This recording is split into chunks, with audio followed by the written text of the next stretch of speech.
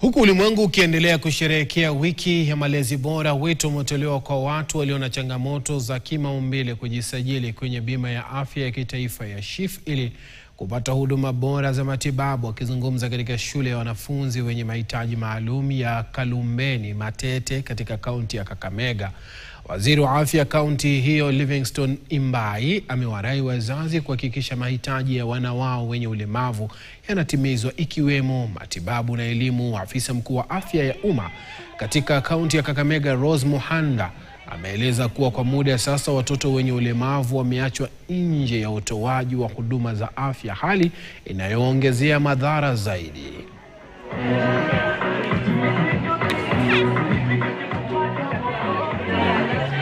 Ile sheria ya Universal Health Coverage inasema ya kwamba nyinyi inafaa mpate matibabu ya bure kwenye zile zahanati zetu za level 2 and 3.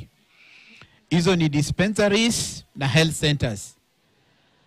Lakini unaweza pata tu hiyo matibabu bure kama umeregister na SHA.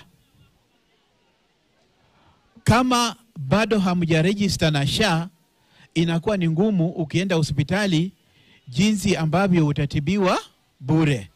Sisi kama county government department ya health tunachukulia muhimu sana mambo ya malezi bora, na haya yanaanza wakati mama anafikiria kwamba atakuwa mjamzito.